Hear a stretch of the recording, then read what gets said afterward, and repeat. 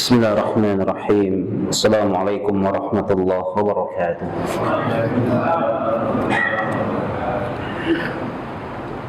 Innal hamdalillah nahmaduhu wa nasta'inuhu wa nastaghfiruhu wa nastahdi wa natubu ilayhi wa na'udzu billahi min shururi anfusina wa sayyiati a'malina may yahdihillahu fala mudilla lahu وما يضلل فلن تجد له وليا مرشدا أشهد أن لا إله إلا الله وحده لا شريك له وأشهد أن محمدا عبده ورسوله من لا نبي ولا رسول بعده فقال الله جل وعلا في كتابه الكريم أعوذ بالله السميع العليم من الشيطان الرجيم بسم الله الرحمن الرحيم يا أيها الذين آمنوا اتقوا الله حق تقاته ولا تموتن إلا وأنتم مسلمون أما بعد. Hadirin jemaah kaum muslimin, ikhwani fiddin, a'azani Allah wa iyyakum. Alhamdulillah kita bersyukur kepada Allah Subhanahu wa taala atas segala bentuk nikmat, kebaikan-kebaikan yang Allah berikan kepada kita. Nikmat iman, nikmat Islam, nikmat untuk kemudian kita bersabar untuk duduk di majelis ilmu. Dan ini sebuah kenikmatan yang Allah berikan kepada hamba-hamba pilihan Allah Subhanahu wa taala. Maka mari kita syukuri ketika Allah masih menghidupkan kita dalam ketaatan kepada Allah Subhanahu wa taala. Bunda kita Aisyah radhiyallahu taala anha pernah menangis melihat Nabi kita yang mulia sallallahu alaihi wasallam, beliau salat malam, beliau tahajud dalam keadaan bengkak kakinya. Bayangkan Nabi kita yang mulia salat malam tahajud dalam keadaan bengkak kakinya. Maka kata Aisyah radhiyallahu taala anha, kata beliau, ya Rasulullah, laqad ghafarta laka ma taqaddama min dhanbika wa ma ta'akhkhar. Ya Rasul, bukankah Allah telah mengampuni dosa-dosamu yang berlalu dan yang akan datang? Kenapa begitu hebat ibadahmu? Maka Nabi kita menyampaikan satu alasan kepada Aisyah radhiyallahu taala anha sebagai nasihat untuk kita semuanya. Kata beliau, afala an akuna 'abdan syakura. Apakah aku tidak boleh jadi hamba Allah yang bersyukur? Jadi alasan beliau menegakkan ibadah kepada Allah itu untuk membuktikan rasa syukur kepada Allah Subhanahu wa taala. Dari sini kita bisa mengambil pelajaran bahwa kenikmatan yang terbesar itu bukan harta yang berada dalam genggaman kita. Nikmat yang paling berharga itu bukan jabatan yang ada di pundak-pundak kita. Tapi nikmat yang paling berharga itu adalah ketika kita masih dihidupkan dalam ketaatan kepada Allah Subhanahu wa taala. Karena ibadah yang kita jalankan itulah bekal terbaik kita untuk berjumpa dengan Allah Subhanahu wa taala. Maka ikhwani fiddin, kita berharap kepada Allah mudah-mudahan ibadah yang kita jalankan diterima oleh Allah Subhanahu wa taala, diberikan pahala yang besar, Allah ridha, dan kemudian membimbing kita semuanya untuk menuju surga Allah Subhanahu wa taala. Amin ya Allah ya rabbal alamin. Selawat dan salam kepada Nabi kita yang mulia, Nabi Muhammad sallallahu alaihi wasallam. Kita harus ingat di antara sunnah-sunnah Nabi yang terbaik adalah perbanyak berselawat kepadanya. Selawat dengan dalil-dalil yang benar, dengan sunnah-sunnah yang benar, dengan lafaz-lafaz yang benar, dengan cara-cara yang benar. Maka berselawat dengan sunnah yang benar adalah sunnah Nabi yang mulia. Seorang sahabat Nabi yang mulia yang bernama Ubay bin Ka'ab radhiyallahu taala anhu mengatakan, kata beliau di hadis sahih Bukhari dan Muslim, kata beliau, ya Rasulullah, aj'alu laka salatan kullah. Ya Rasul, aku telah menjadikan berselawat kepadamu itu sebagai kebiasaanku sehari-hari. Pagi, siang, malam aku memperbanyak berselawat kepadamu. Maka Nabi merespon pernyataan dari Ubay bin Ka'ab radhiyallahu taala anhu, karena Nabi kita yang mulia, idzan tukfi laka hammuka wa yughfar laka dzambuka.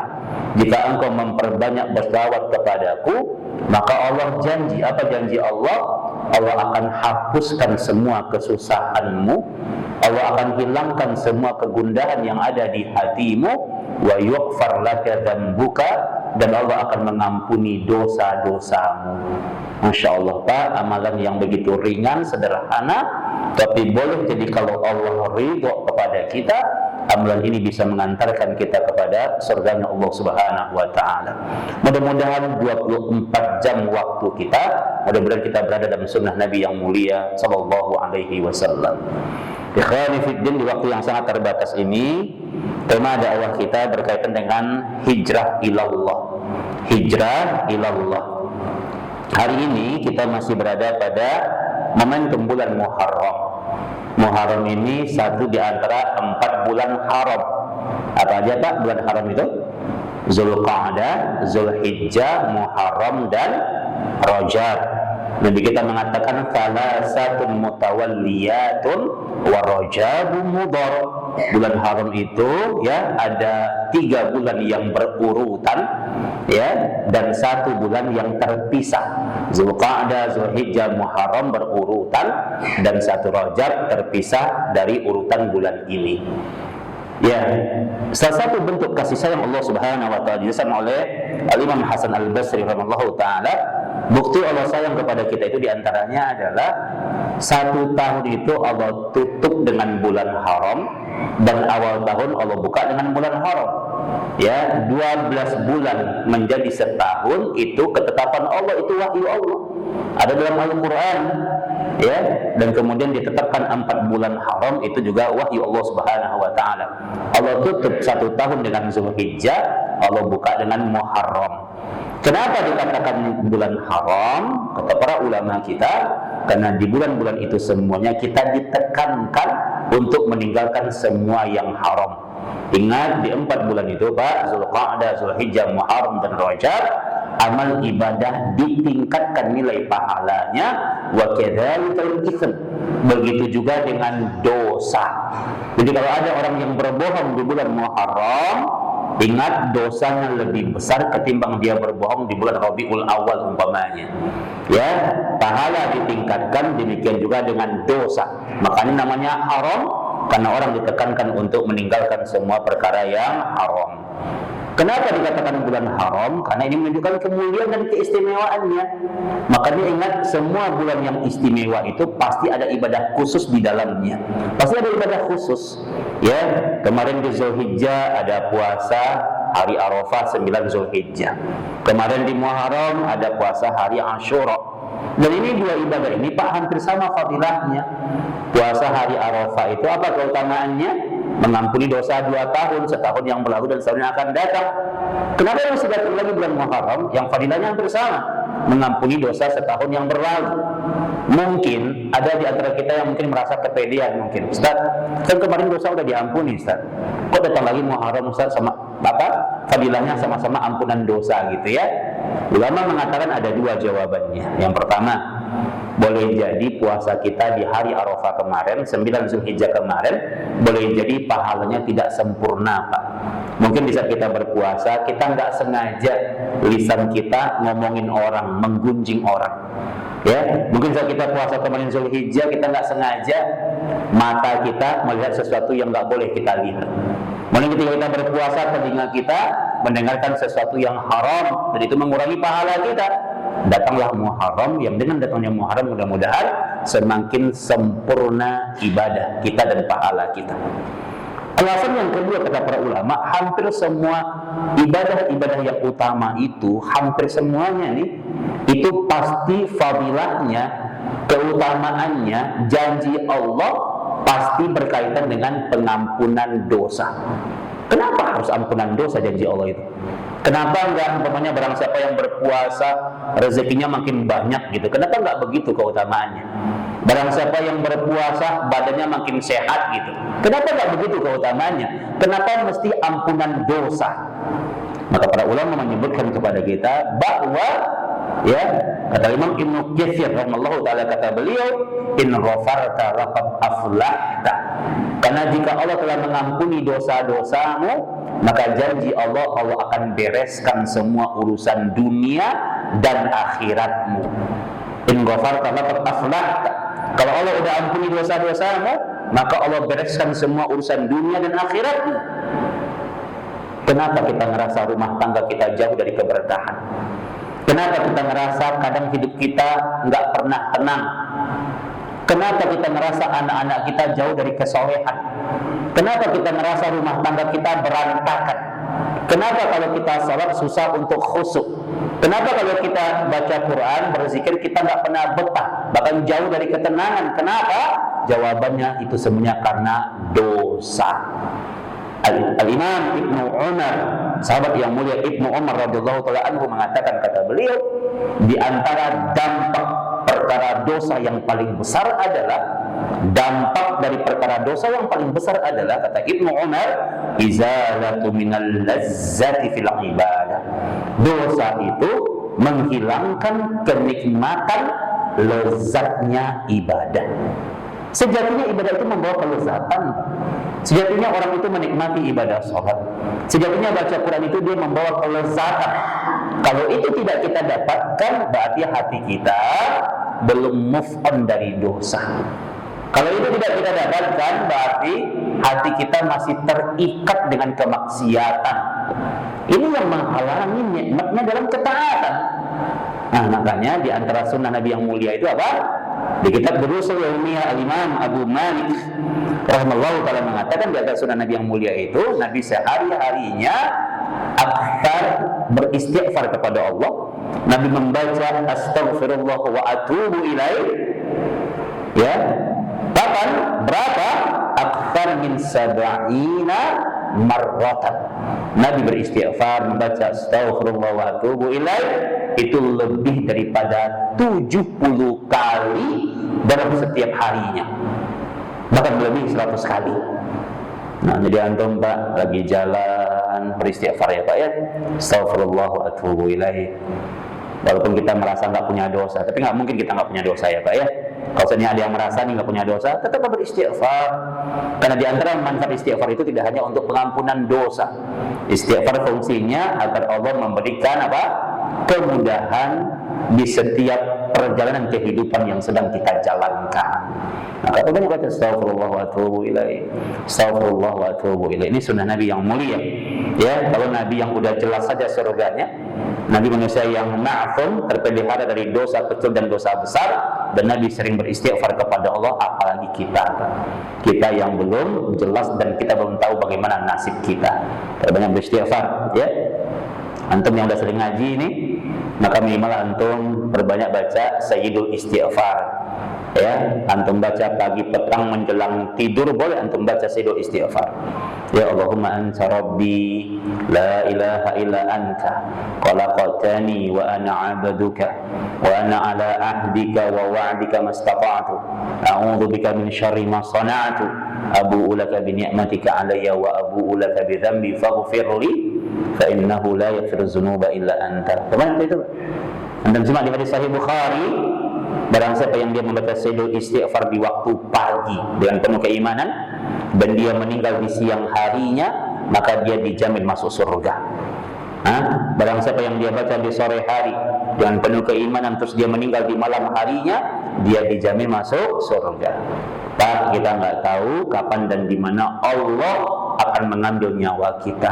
Kawal waktu-waktu kita perbanyak baca Sayyidul Istighfar. Maka momentum hijrah ketika tahun bertambah, usia bertambah, jatah hidup berkurang, di antara perkara yang harus kita kuatkan perbanyak berzikir kepada Allah, Pak. Antum ketika tahun bertambah, jatah hidup berkurang, berarti makin dekat kita masuk liang lahat kuburan kita. Ya, berarti makin sebentar kita tinggal di dunia ini. Ya, maka tidak ada perayaan apapun berkaitan dengan pergantian tahun apapun, tidak ada perayaannya. Tugas kita hari bertambah, tahun bertambah, pekan bertambah, mudah-mudahan kita makin dekat dengan Allah. Ya, Imam Abu Hazim mengatakan, kata beliau, kullu ni'matin la tuqarribu ilallahi azza wa jalla fahiya baliyatun. Kalau umurmu bertambah, usiamu bertambah, tapi engkau enggak makin dekat dengan Allah, itulah bencana kehidupan yang paling besar. Umur nambah, usia nambah, tapi makin jauh dari Allah, itu tuh bencana hidup yang paling besar itu. Ya, karena entah dengan apa kita akan menghadap Allah Subhanahu wa taala. Ada orang usianya udah 40, 56 tahun, dia masih bingung mau ke arah mana nih. Dia masih nggak jelas arah mana tujuan hidup yang mau dia kejar, yang mau dia tuju. Ini musibah ini. bencana terbesar kata Imam Abu Hazim rahimallahu taala. Nah, maka ikhwani fiddin, maka kita harus kembali kepada Allah Subhanahu wa taala, nambah umur kita, maka makin menambah ketaatan kita kepada Allah Subhanahu wa taala. Muharram ini menjadi momentum hijrah ya. Karena kita tahu ya, peletakan kalender hijrah ini ditetapkan di masa Umar bin Khattab di tahun ke-17 Hijriah ya, dan diambil dari peristiwa hijrahnya Nabi. Jadi peletakan pertama kalender hijriah diambil dari peristiwa hijrahnya Nabi yang mulia sallallahu alaihi wasallam, dan hijrah itu terjadi pada tahun 622 Masehi, peristiwa hijrah itu. Kenapa hijrah yang diambil, Pak? Hijrah dari Mekah ke Madinah yang diambil sebagai patokan awal kalender hijriah. Kenapa bukan Nabi lahir umpamanya, atau Nabi diangkat jadi Rasul, atau ketika Nabi menikah, atau perang Badar, atau Isra Mi'raj? Kenapa bukan itu yang dijadikan patokan? Ulama sepakat memberikan jawaban karena hijrah dianggap sebagai peristiwa yang paling besar. Peristiwa besar. Karena saking besarnya sampai iblis enggak ridho. Iblis enggak ridho ya dengan hijrah Nabi yang mulia. Karena saking besarnya iblis sampai dia menjelma sebagai manusia untuk menggagalkannya. Ingat peristiwa di Darun Nadwa ketika iblis menjelma sebagai orang tua, sebagai kakek-kakek, dan dia mengaku dia dari negeri Najd, dan kemudian dia ikut bermusyawarah di Darun Nadwa. Iblis mengatakan, kata dia, satu-satunya cara untuk menggagalkan hijrah Nabi ini sallallahu alaihi wasallam dengan cara bunuh Muhammad, kata dia, bunuh Muhammad. Dan usulan itu disepakati oleh semua orang kafir Quraisy, Muhammad harus dibunuh. Ya, jarang-jarang Pak iblis menjelma sebagai manusia, Pak. Tapi pada peristiwa hijrah dia bela-belain tuh, sampai dia menjelma sebagai manusia untuk menggagalkannya. Kalau ini bukan peristiwa besar, maka iblis tidak akan menjelma sebagai manusia. Ini menunjukkan kepada kita tentang makna hijrah yang sesungguhnya. Al-Imam Ibnu Al-Arabi di kitabnya Lisanul Arab mengatakan, hijrah itu secara makna pindah tempat. Min daril harbi ila daris salam. Orang pindah tempat dari negeri yang tertindas, negeri yang dijajah, negeri yang tersakiti, negeri yang dia ditindas, kemudian dia menuju negeri yang aman, selamat. Itu hijrah namanya secara maknawi. Tetapi secara hakiki, ya, kata Imam Ibnu Al-Arabi, hijrah itu sesuai dengan sabda Nabi yang mulia di hadis sahih Bukhari dan Muslim. Nabi kita mengatakan apa itu hijrah? Al-muhajir. Dikatakan kalian hijrah, man hajarah, barang siapa yang dia pindah, dia menuju manahallahu anhu. Dikatakan kalian hijrah ketika kalian meninggalkan semua yang Allah larang untuk kalian. Dikatakan kalian hijrah ketika kalian meninggalkan kemaksiatan. Dikatakan kalian hijrah, kalian berpindah dari keburukan menjadi orang baik. Itu hijrah namanya. Di hadis Sahih Bukhari Muslim Nabi mengatakan, jadi hijrah itu sampai hari kiamat tetap berlaku. Karena hakikat hijrah adalah pindah dari keburukan menjadi kebaikan menuju ridha Allah. Dan ingat, menjadi orang baik itu, maka ingat, menjadi orang baik itu hidup kita tidak akan pernah baik-baik saja. Menjadi orang baik, hidup kita tidak akan pernah baik-baik saja. Orang yang baik itu hidupnya tidak akan pernah sepi dari penderitaan. Orang baik hidupnya tidak akan pernah sepi dari ujian. Makanya Nabi kita mengatakan sallallahu alaihi wasallam, kata beliau, inna asaddan nasi al-bala al-anbiya. Manusia yang paling besar ujiannya para nabi dan para rasul. Jadi nanti kita mengatakan yang paling besar ujiannya itu, yang paling besar dikasih musibah sama Allah bukan kalian, bukan antum, Pak. Yang paling besar diuji sama Allah para nabi dan para rasul. Kenapa mereka yang dipilih untuk menerima ujian, Pak? Karena mereka yang paling tinggi imannya. Iman itu ibarat pohon kelapa di tepi pantai. Makin tinggi itu pohon, makin coba antum makin tinggi iman antum, maka makin besar ujian yang akan menimpa kita. Perhatikan sabda Nabi dalam sebuah hadis riwayat At-Tirmidzi. Kata Nabi kita yang mulia SAW, kata beliau, ya, mazalul bala lil mu'minina wal mu'minat hatta yalqallahu laisa lahu khati'ah. Sepanjang kalian punya iman, ingat nih Pak, Sepanjang antum rajin beribadah, Pak, sepanjang antum punya iman, sepanjang itu juga ujian akan datang dalam hidup antum. Nabi yang mengatakan ini. Ya Allah Ustaz, ini ujian belum selesai, udah datang ujian berikutnya. Ya, antum hidup untuk diuji oleh Allah sepanjang kalian punya iman. Ya, bahkan kata para ulama, seorang generasi tabi'in, ya, yang bernama Sa'ad bin Hisam, dia katakan, kata dia apa? Rahimahullah ta'ala, kata dia, kalau ada orang yang hidupnya nggak pernah diuji dia, nggak pernah hidupnya anteng aja gitu, lempeng aja hidupnya, nggak pernah diuji, maka ingat, dipertanyakan keimanannya. Kalau cara hidup bersantai-santai, hidup nggak pernah kena ujian, hidup bersenang-senang, begitu cara hidup yang terbaik, mungkin Allah ngasih cara hidup begitu kepada Nabi dan Rasul, Pak, bukan kepada kita. Tapi sejarah terkuat di hadapan kita, para Nabi dan para Rasul, hidup mereka tidak pernah sepi dari ujian. Ya, ini bukti orang-orang beriman diuji oleh Allah. Tapi kabar gembira bagi kita, ujian itu untuk apa kita diuji oleh Allah? Ya, agar kemudian kita makin dekat dengan Allah. Antum lihat kalau ada orang naik motor, antum dia naik motor, kadang-kadang pikirannya kemana-mana dia. Menghayal kemana kalau saking enaknya dia naik motor. Coba tiba-tiba di jalan motornya mogok gitu ya. Ya selang nggak nyala. Itu berapa kali tuh dia mengucapkan istighfar. Astagfirullah.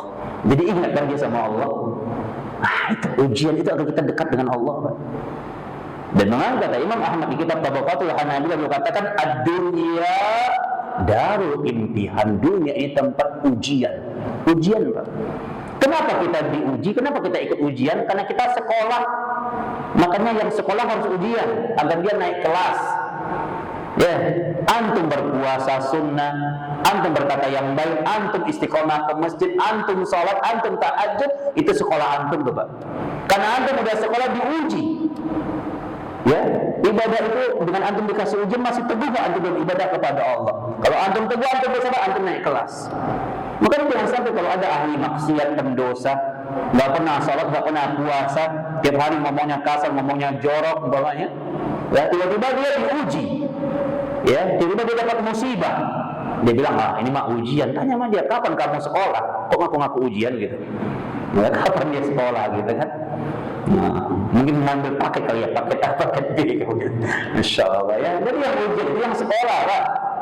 Ya, tapi kalau kemudian dia maksiat, kemudian dia dikasih musibah, kemudian dia bangkit, dia jadi kena evaluasi, dia memuhasabah dirinya, betul. Jadi inilah apa musibah yang hadir untuk kemudian membuat dia kembali kepada Allah. Nah ya, jadi kalau kita berbaik sangka kalau ada saudara-saudara kita yang masih tergelincir dalam kemaksiatan pada Allah Subhanahu wa taala. Maka ingat, al-muhajir dikatakan orang itu dia hijrah ketika kemudian dia kembali kepada Allah Subhanahu wa taala. Dan ingat, orang-orang yang menuju kebaikan iblis enggak ridho. Seperti dia iblis enggak ridho ketika Nabi Muhammad hijrah. Ya. Makanya hijrah itu, orang kalau dia ingin menjadi orang baik, itu butuh perjuangan, itu butuh pengorbanan, Pak. Berapa hari Nabi hijrah? Ada dua riwayat yang sahih. Satu riwayat mengatakan 13 hari. Satu riwayat yang lagi mengatakan 14 hari. Tapi ingat, dua riwayat ini bisa dikompromikan. Karena para sahabat berbeda dalam hitungan hari. Ada yang menghitung dari maghrib, ada yang menghitung dari tengah malam. Para ulama mengatakan Nabi hijrah itu 14 hari. Pak, bayangkan Nabi hijrah 14 hari, berjalan dari Mekah ke Madinah, dikejar-kejar, diancam untuk dibunuh, bersembunyi di Gua Thawr. Bayangkan Nabi menderita, Pak, dalam perjalanan itu dan para sahabatnya. Padahal apa susahnya sih bagi Allah untuk bikin Nabi itu hijrah sekejap gitu? Jangankan Mekah Madinah, Pak, Allah bikin tuh dari Mekah ke Palestina, Masjidil Haram ke Masjidil Aqsa pada peristiwa Isra dan Mi'raj itu dijadikan oleh Allah sekejap gitu. Ya. Nabi naik ke Sidratul Muntaha sampai Nabi kemudian berjumpa dengan Allah, berdialog dengan Allah, itu nggak nyampe ngabisin waktu, Pak, satu malam, nggak habis waktu satu malam. Mekah Madinah itu kan singkat itu, tapi dibikin 14 hari. Allah saja membuat Mekah ke Palestina ke Syam Haram, Masjidil Haram, Masjidil Aqsa itu dan bisa naik buruk langsung nyampe. Kalau Allah mau, apa susahnya bagi Allah? Bikin Nabi itu sekejap langsung nyampe, mudah bagi Allah. Tapi Allah sedang mengajarkan kepada kita tentang sebuah pelajaran yang terbesar, bahwa untuk menuju kemenangan itu, untuk menuju kebahagiaan itu butuh proses, butuh perjuangan. Allah Maha Baik. Allah ajarkan kita tentang sebuah pelajaran yang terbesar, ya, di mana pelakunya Nabi dan para sahabatnya ridwanullahi alaihim ajma'in mengajarkan kepada kita, kalau antum ingin dibahagiakan oleh Allah, kalau antum ingin dimenangkan oleh Allah, itu butuh perjuangan. Hijrah itu berproses, dan dalam setiap proses yang kita jalankan itu, di situ ada pahala yang besar. Simak janji Allah di surat An-Nisa ayat 100. Janji Allah di surat An-Nisa ayat 100. A'udzubillahi minasyaitonir rajim. Apa kata Allah? Wa may yuhajir fi sabilillahi yajid fil ardi muragaman katsira was-sa'ah. Kata Allah, barang siapa yang betul-betul hijrahnya di jalan Allah, niat dia hijrah, dia ingin jadi orang baik, dia tinggalkan yang haram, dia tinggalkan kemaksiatan, dan niatnya karena Allah. Apa janji Allah? Yajid fil ardi muragaman katsira was-sa'ah. Lihat tafsir Imam Ibnu Katsir dalam mentafsirkan ayat ini, dan juga dijelaskan dalam tafsir Imam At-Tabari. Apa kata para ulama kita? Kalau dia betul-betul dia tinggalkan yang haram, dia tinggalkan keburukan, dan dia ingin jadi orang baik, yajid fil ardi muragaman katsira was-sa'ah, maka Allah akan berikan muraghamah. Muraghamah itu artinya anugerah yang banyak, rezeki yang banyak. Yang hilang dari dia, Allah akan ganti dengan yang lebih baik. Itu janji Allah. Tapi banyak orang dalam prosesnya nggak sabar, Pak. Dulu dia kerja di tempat yang haram, posisinya dia jadi direktur. Mungkin kalau dia tinggal yang haram itu, mungkin dia pindah, mungkin dia nggak otomatis jadi direktur gitu. Mungkin dia harus jualan gorengan dulu mungkin. Tapi orang nggak sabar. Makanya banyak orang yang Ustaz, aneh udah hijrah nih Ustaz. Sebulan berikutnya balik lagi dia kepada kemaksiatannya. Nggak sabar. Padahal janji Allah itu kalau dia bersabar, yajid fil ardi muragaman katsira was-sa'ah. Dia akan dapatkan anugerah yang banyak dan rezeki yang luas. Sa'ah itu adalah rezeki yang luas. Itu janji Allah. Kalau antum bersabar, Allah akan ganti itu. Dan itu Allah buktikan pada peristiwa hidupnya para sahabat radhiyallahu ta'ala anhum ajma'in. Allah janji Pak dalam lisan Nabi-Nya yang mulia. Apa kata Nabi kita yang mulia sallallahu alaihi wasallam? Kata beliau, khiyarukum fil jahiliyah khiyarukum fil Islam. Orang yang terbaik di masa jahiliyah, orang terbaik di masa jahiliyah, kalau dia hijrah untuk meraih ridha Allah, khiyarukum fil Islam, dia akan menjadi orang yang terbaik di dalam Islam. Sahabat yang menjadi terbaik, menjadi pemuka-pemuka orang jahiliyah, tokoh-tokoh kafir Quraisy sebelum masuk Islam, dia kembali menjadi orang yang terbaik ketika Islam datang. Allah ganti posisi itu, tapi dengan posisi yang lebih baik dan lebih diberkahi oleh Allah. Hampir di semua kitab sirah yang mu'tabar dikisahkan secara sahih dengan yang sahih kisah Abdurrahman bin Auf radhiyallahu ta'ala anhu. Ketika dia hijrah, Nabi persaudarakan dia dengan seorang tokoh Ansor yang bernama Sa'ad bin Rabi'. Sa'ad bin Rabi' itu Masya Allah Pak, orang kaya, tokoh Ansor, mujahid. Dia meninggal pada peristiwa Uhud. Dia membela Nabi yang mulia, dan dia yang mengatakan kepada Zaid bin Sa'd, kata dia, ya Zaid, makanya kesenang-senang Pak. Dia udah sakaratul maut, dia bilang, ya Zaid, nanti kalau engkau pulang ke Madinah, bilang sama orang Madinah, kalian semuanya wahai penduduk Madinah, tidak ada alasan untuk kalian tidak membela Rasulullah walaupun sekejap mata. Bela Nabi yang mulia, kata dia. Dan di saat dia sakaratul maut, dia bilang apa tadi ya? Kata Zaid, ma tajidu ya Sa'ad. Sa'ad, apa yang kau rasakan? Dia sakaratul maut masih hidup, dia masih di dunia dia. Dia katakan, ya Zaid, bayangkan ada puluhan tusukan tombak di dadanya, ada tusukan anak panah, dan dia mau sakarat, mau meninggal dunia dia. Kata Zaid, ma tajidu ya Sa'ad. Saat apa yang kau rasakan? Ini riwayat saya dalam Sahih Muslim dikisahkan. Kata Sa'ad, ya Zaid, ini kondisi yang menyenangkan, kata dia. Dan dia katakan, ajidu rihal jannah. Demi Allah, saat ini aku merasakan begitu wanginya bau surga. Masih di dunia dia tidak. Masih sakaraat, kan sekarang masih hidup. Tapi di rumah kan benar janji Allah itu para mujahid fisabilillah, mereka merasakan wanginya bau surga. Masya Allah. Saat Abdurrahman bin Auf ketika di Madinah, kan Abdurrahman bin Auf ketika dia hijrah kan dia nggak bawa apa-apa dia. Walaupun dia orang kaya raya di Mekah, tapi ketika dia hijrah dia nggak bawa apa-apa. Dia punya apa-apa, bangkrut dia tinggalkan semua kekayaannya di Mekah. Nah di Madinah nggak punya apa-apa, dipersaudarakan sama Sa'ad bin Rabi'. Ya, apa kata Sa'ad bin Rabi'? Kata dia, ya Abdurrahman, aku punya rumah banyak ini. Ya, sebagian rumahku menjadi untukmu. Aku punya tanah yang luas, ambil untukmu sebagian. Ya, aku punya harta yang banyak, kita bagi dua untukmu. Sampai istrinya pun mau dibagi sama dia. Ini yang sahih ini. Dia bilang, ya Abdurrahman, aku punya istri dua. Kalau engkau mau, aku ceraikan salah satunya, maka silakan engkau nikahi. Ya, dia menawarkan karena dia yakin Abdurrahman adalah orang yang soleh, orang yang baik. Ya, tapi ingat sahabat yang baik itu dia tidak memanfaatkan sahabatnya. Nah, itu tanda sahabat yang baik. Jadi kalau antum kemudian punya teman gitu kan, ya antum selalu dimanfaatin, dan tanda kutip nih ya, dimanfaatin gitu ya, padahal dia mampu tapi selalu manfaatin antum, dipertanyakan tuh kebaikannya tuh. Nah, lihat Abdurrahman ya.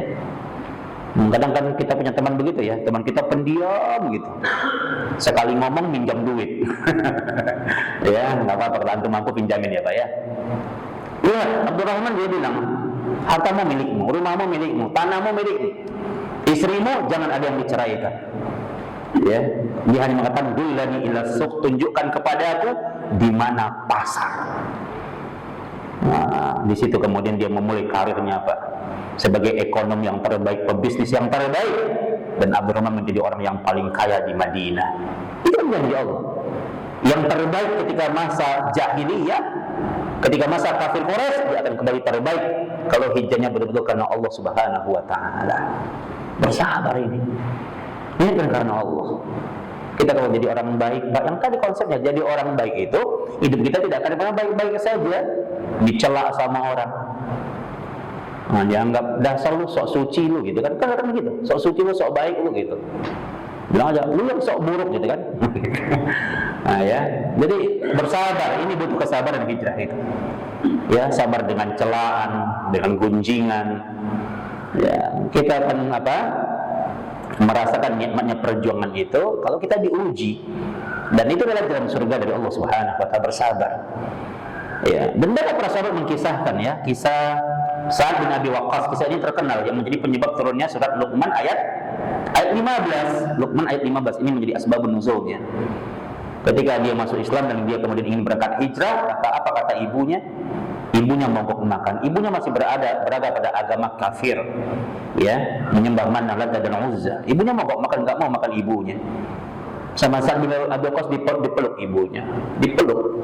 Dia peluk ibunya dengan sangat baik. Dia santun sama ibunya. Dia cium kening ibunya. Dia bilang, ya Ummah, wahai ibu makanlah. 2 hari ibunya nggak makan. Udah lemas ibunya itu. Kemudian kata ibunya, wahai Sa'ad, aku nggak akan makan sebelum engkau kembali kepada agama nenek moyangmu, menyembah Manat, Lat dan Uzza, agamanya kaum Quraisy. Sebelum engkau kembali, aku nggak akan makan, kata ibunya. Tapi kemudian di situ saat kemudian dia menunjukkan sikap tegasnya.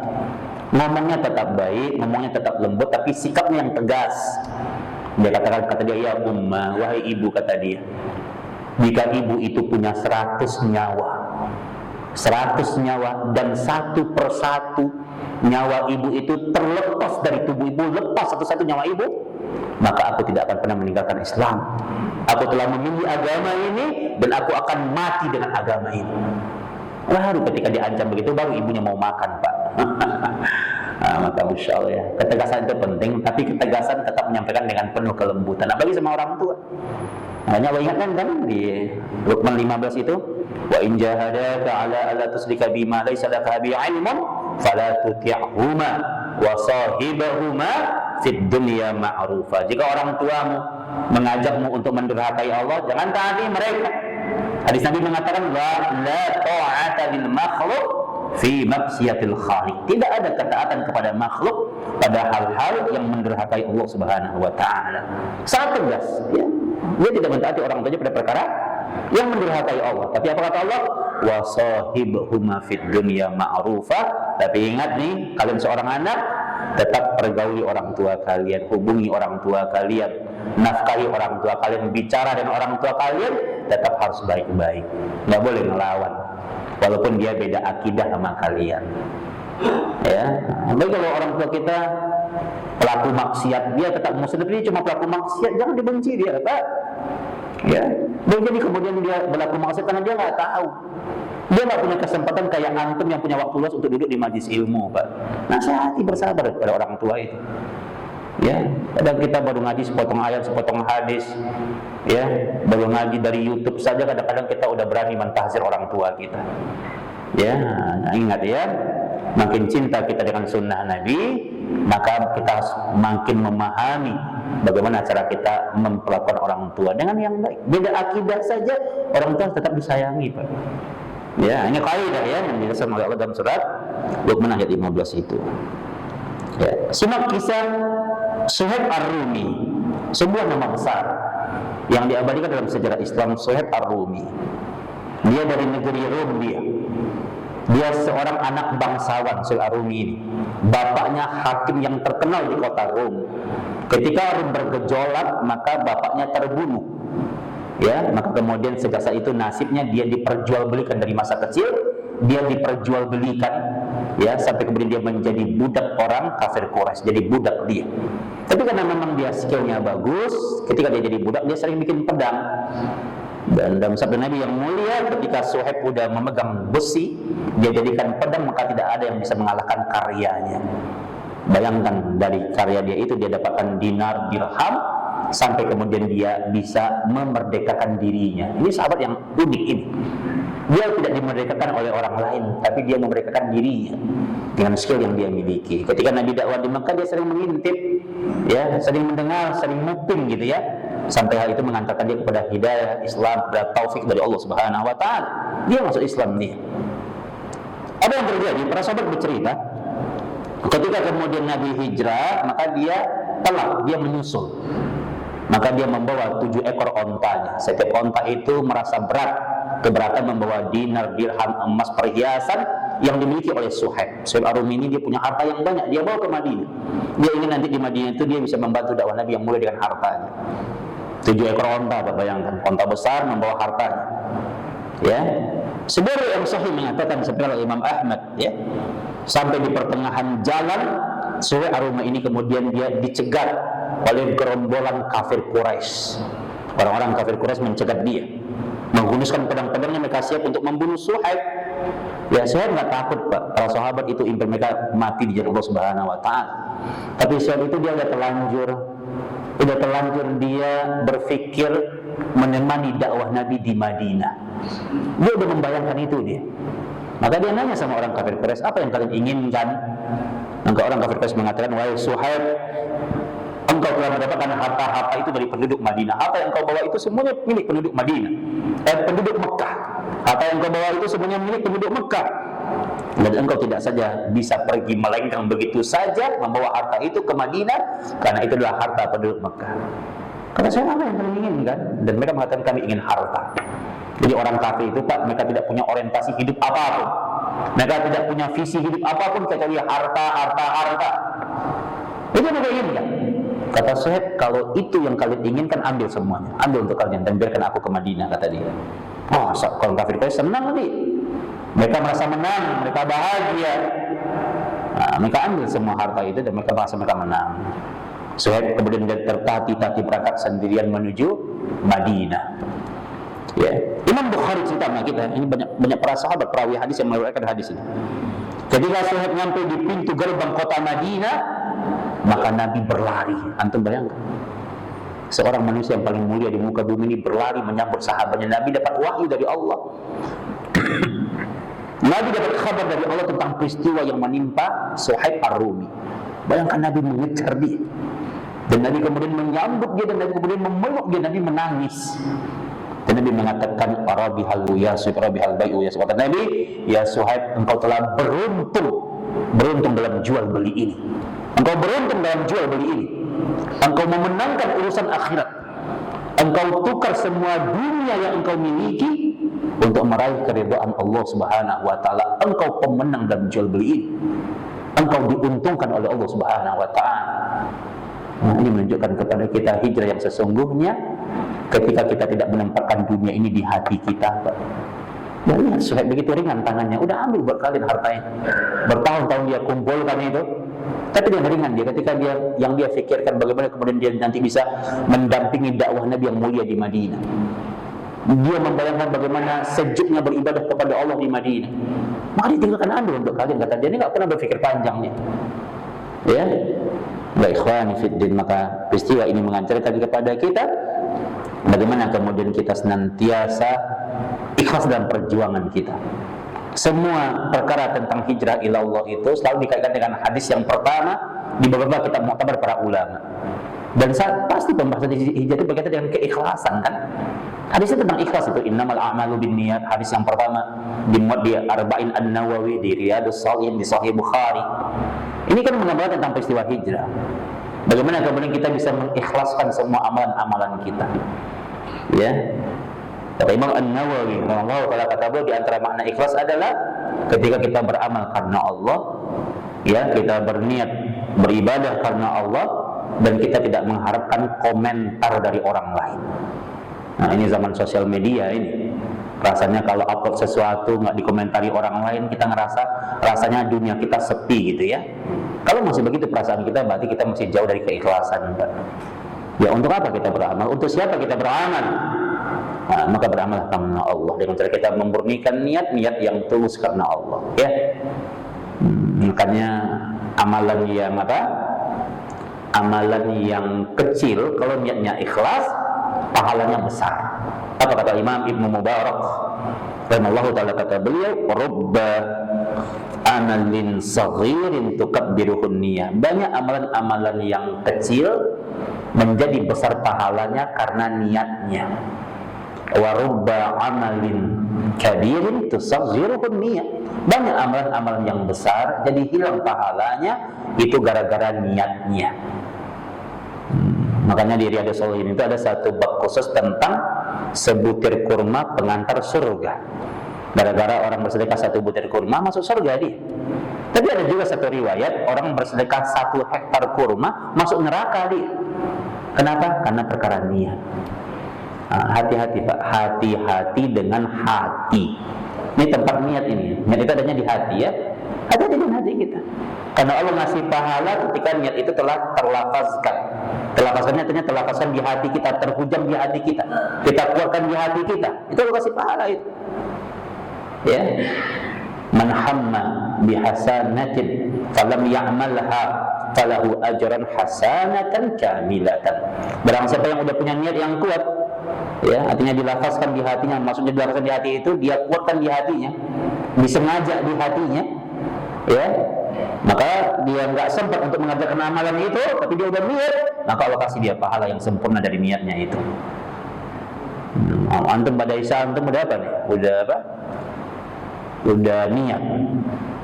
Ya, pokoknya nanti malam nih jam 2 mau tahajud, gitu niatnya. Jam 2 antum langsung nyalain TV, nonton bola. Norwegia lawan Inggris. Nah, gitu kan. Lupa antum tahajud sampai subuh tuh. Ya. Azan berkumandang azan subuh, bukan tadinya tahajud ya. Nah, gara-gara antum nonton bola, antum nggak jadi tahajud kan? Dapat pahala nggak tuh? Kalau nggak sengaja antum dapat pahala. Ya kalau nggak sengaja, ya kalau benar antum lupa ya. Tapi kan Allah tahu Pak, mana yang antum ya benar-benar niat, mana yang antum niat doang tuh Allah tahu. Makanya kan kedalaman niat itu hanya Allah yang tahu Pak. Ya, kedalamannya apa kata Imam Asy-Syafi'i? Kita nggak bisa, itu orang ikhlas ya, nggak bisa kita nuduh begitu. Kalau dia nggak ikhlas, dia riya, nggak bisa nuduh begitu. Kita hanya bisa membahas hati-hati dengan amalan riya, hati-hati amalan yang bisa Pak mengurangi kadar keikhlasan. Kita nggak bisa bahas itu. Tapi untuk nuduh orang, ikhlas nggak bisa kita. Ikhlas dan riya itu beda-beda tipis. Kata Imam Syafi'i, rahimahullahu taala, itu ibarat semut hitam. Ya, berada di batu yang hitam, berada di malam yang gelap gulita. Kan udah kelihatan tuh, tuh niat kayak gitu tuh. Nggak bisa antum mendalami orang. Jadi jangan tuduh orang, antum nggak ikhlas nih, nggak boleh. Ya Allah yang tahu isi hatinya. Tapi Anda boleh nasihatin, Pak, hati-hati loh. Ya, takutnya Bapak tergelincir kepada perkara yang tidak ikhlas. Boleh nasihatin begitu. Tapi kalau untuk menuduh orang ikhlas atau enggak, bukan urusan kita, Pak. Ya, hatinya Allah yang tahu, ya. Maka hati-hati dengan perkara-perkara yang berkaitan dengan apa? Perkara-perkara keikhlasan kita, ya. Maka mari kemudian ya ikhwan, ya, kita jaga. Ini adalah amalan hati. Perkara hijrah itu butuh keteguhan hati, butuh kekuatan hati, ya. Maka mari kemudian kita memurnikan niat kita. Kalau niat kita betul-betul kita berniat, ya, karena Allah Subhanahu wa Ta'ala, ketika kita menyempurnakan niat, maka Allah akan menyempurnakan pahala untuk kita. Ya, kalau kita menyempurnakan niat, maka Allah menyempurnakan pahala untuk kita. Ya, makanya jaga niat. Dan perkara menjaga niat itu, kata Imam Ibnu Mubarak, itu berat. Berat itu. Karena ikhlas itu dia tidak punya batas waktu. Antum bantu orang, saat itu antum bisa ikhlas, dijamin ke antum ikhlas. Tapi ingat, di antara karakter manusia adalah manusia itu senang mengungkit kebaikan. Ada orang 10 tahun yang lalu datang sama dia bilang, Pak, saya lagi butuh pekerjaan nih Pak. Dia datang dari kampung, dia datang ke rumah antum, Pak, saya lagi butuh pekerjaan nih Pak. Oh ya, kata antum, nanti saya cariin kerjaan.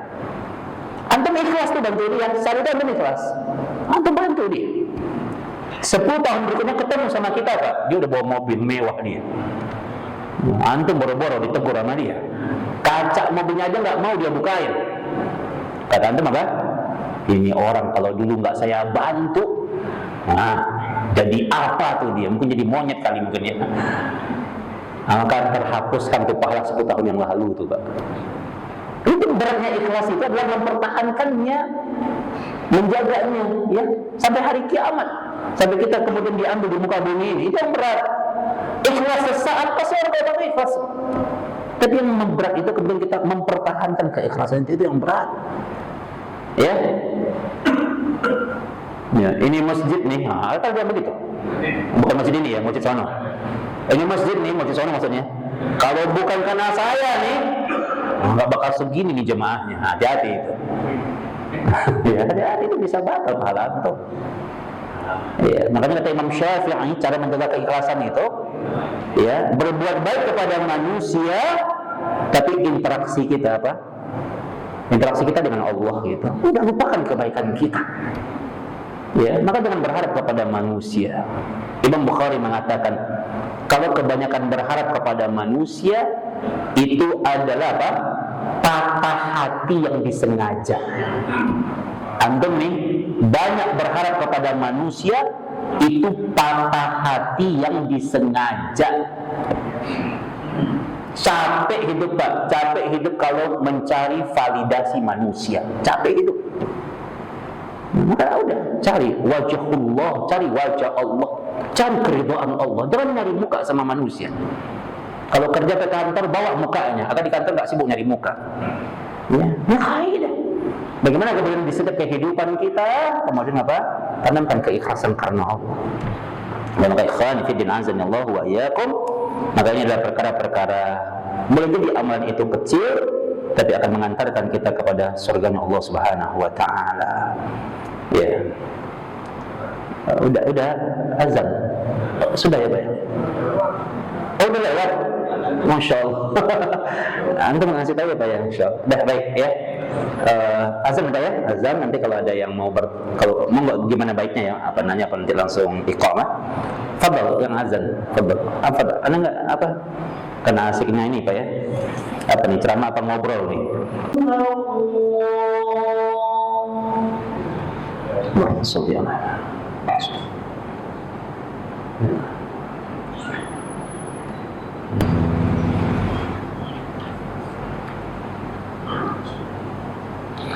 Nah, fadal. Ada yang mau disampaikan Pak? Boleh. Boleh nanya apa aja.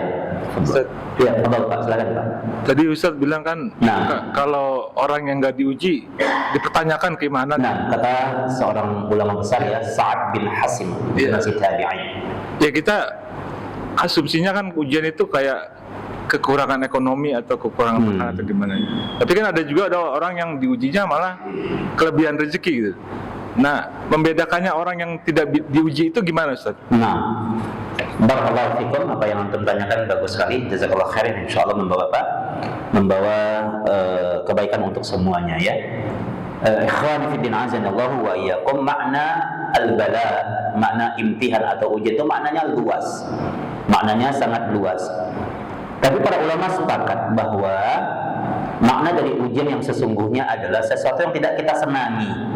Sesuatu yang tidak kita senangi. Jadi dalam konteks perkataan dari Sa'ad bin Hasim ini mengatakan adalah sesuatu yang tidak kita senangi, dan itu pasti akan menimpa kita. Makanya Al-Quran mengatakan ya, walanabluwannakum bisyai'in minal khauf wal ju' wa naqsin minal amwali wal anfusi wath thamarat. Ada orang diuji mungkin perasaannya, mungkin dia ditimpa rasa takut, rasa cemas, itu ujian. Jadi ujian memang dalam Al-Quran dijelaskan tentu tidak hanya berkaitan dengan perkara ekonomi ya. Mungkin orang hari ini kita betul yang tadi disampaikan ya, banyak orang-orang mengatakan mungkin hanya sekedar perkara ekonomi gitu. Diuji dengan kemiskinan gitu ya. Diuji mungkin dengan penyakit mungkin ya. Hanya sebatas itu. Dan kata para ulama, termasuk kemudian rasa takut, rasa cemas ya, atau mungkin dia diuji dengan berbagai macam perkara-perkara yang kemudian berkaitan dengan apa, keluarga mungkin dia anak-anaknya diuji, mungkin kemudian apa, istrinya diuji, mungkin cucunya diuji gitu ya. Jadi ini maknanya luas, dan para ulama menetapkan berdasarkan nas Al-Quran dan As-Sunnah, maka setiap orang-orang yang beriman itu dia akan mengalami sesuatu yang kemudian tidak dia senangi. Artinya secara fitrah itu dia tidak disenangi gitu. Mungkin dia dicela sama orang, mungkin kemudian apa, dia dihina sama orang, itu kan ujian. Ya, nah, jadi dipastikan semua orang-orang yang beriman akan mengalami hal itu. Cuma memang ragamnya, bentuknya itu beda-beda gitu. Ya, beda-beda ya. Jadi kata para ulama itu semuanya ujian. Bahkan gini, bahkan kita beribadah itu, Pak, kita beribadah itu juga diuji loh, Pak. Antum berjalan ketika azan berkumandang, antum berjalan dari rumah antum ke masjid, itu adalah titian-titian ujian itu, Pak. Ya, mungkin boleh jadi kemudian salah satu cara gitu ya, kadang-kadang dimunculkan rasa malas di hati kita, itu kan ujian itu. Kadang kemudian mungkin hujan rintik-rintik gitu kan, itu kan ujian. Dan hujan yang rintik-rintik itu kita mau tetap ke masjid enggak gitu. Nah, dan itu pasti dialami. Allah punya cara yang terbaik untuk menguji keimanan kita. Makanya ada para ulama, konteks dari perkataan dari Sa'ad bin Hasim bin Tabi'in, dan beliau berkali-kali bertanya kepada Aisyah radhiyallahu anha, karena generasi tabi'in itu apa pengertiannya? Generasi tabi'in itu adalah generasi yang tidak pernah berjumpa dengan Rasulullah SAW, tapi mereka dididik oleh para sahabat. Nah, itu tabi'in namanya. Nah, gitu ya. Dan Sa'ad bin Hasim ini sering bertanya kepada Aisyah radhiyallahu anha. Maka salah satu bentuk ujian itu adalah apa? Sebuah perkara yang membuat kita terhalangi dari ketaatan, membuat kita berat, tapi kita tetap kemudian kita menempuh jalan itu, kita tetap melawan itu semuanya, berarti kita lulus dari ujian. Maka Allah Maha segalanya, dan Allah akan memberikan ujian itu sesuai dengan kemampuan kita, kadar keimanan kita gitu ya. Semestinya kalau betul-betul dia beriman kepada Allah, maka dia akan menempuh jalan itu. Jadi memang betul ya, ini ujian itu maknanya luas, tidak hanya berkaitan dengan masalah ekonomi, sampai kepada perkara perasaan kita, sekalipun perasaan kita ya dikecewakan, harapan kita diputus ya, ini juga bagian dari bentuk ujian. Karena ayat Al-Quran itu bicara tentang perasaan kan ya, walanabluwannakum bisyai'in, kalian akan diuji dengan sesuatu. Kata syai'in itu kan bentuknya nakirah. Nakirah itu artinya umum, artinya ujian itu bentuknya sangat luas ujian itu bentuknya ya. Dan di antara min itu kan mengatakan limbah kalau berbahasa Arab. Yang pernah ngaji bahasa Arab, yang dikatakan dengan kaidah usul fikih itu paham. Min itu artinya kalian akan diuji, dan min itu kan diantaranya dari ketakutan, kecemasan, rasa khawatir, rasa was-was ya, kemudian apa, kekurangan, naqasim minal amaq, bukan harta, buah-buahan, banyak bentuknya ya. Dan itu berkaitan kita, mungkin kita nggak diuji mungkin, tapi kemudian cara Allah menguji kita dengan cara melalui anak-anak kita, mungkin kita dikecewakan, mungkin itu bentuk ujian. dan manusia yang beriman tidak luput dari itu semuanya. Nah, makanya kalau kemudian itu terjadi sama kita, maka ingat pesan Allah itu, maka yang terbaik adalah apa? Wa basyiris sabirin, bersabar, ya, bersabar. Kita tidak berburuk sangka kepada Allah. Nabi kita mengatakan, kalau ujian itu datang kepada kalian, fala tazunnu billahi illal khaira. Kalau kalian ditimpa ujian, maka tidak boleh berprasangka apapun kepada Allah illal khaira, kecuali yang baik-baik saja. Jadi kalau ujian musibah yang menimpa kita, jangan bersangka sama Allah, ya Allah kok aku doang sih yang diuji begini. Gitu. Kita kadang-kadang melihat rumput tetangga lebih hijau, gitu. Kita nggak tahu aja kalau dia lebih berat ujiannya. Ya. Jadi ingat Pak, tidak akan pernah terjadi kita yang paling berat ujiannya itu, enggak apa. Kalau antum merasanya di masjid ini antum merasa paling berat ujiannya, antum keluar Pak. Pasti ada lebih berat daripada antum. Kalau sekomplek ini antum merasa antum paling berat ujiannya, antum ke komplek lain deh. Banyak yang lebih berat daripada antum. Ya, pasti ada yang lebih di bawah daripada kita. Cuma bedanya ada orang yang dia cerita, ada yang enggak gitu. Ya, maka ngadu sama Allah itulah jalan yang terbaik untuk kemudian kita menjalani ujian sebagai bentuk cara Allah menguji keimanan kita. Wa hadza wallahu a'lam, barakallahu fikum. Nah, baik, kita cukupkan ya, mudah-mudahan bermanfaat. Nafa'anallahu wa iyyakum bil ilmin nafi' wal amal shalih, wa sallallahu ala Muhammadin wa ala alihi wa sahbihi wasallam. Mari kita tutup dengan doa kafaratul majlis. Subhanaka Allahumma wa bihamdika asyhadu an la ilaha illa anta astaghfiruka wa atubu ilaik. Wa akhiru da'wana anil hamdulillahi rabbil alamin. Assalamualaikum warahmatullahi wabarakatuh.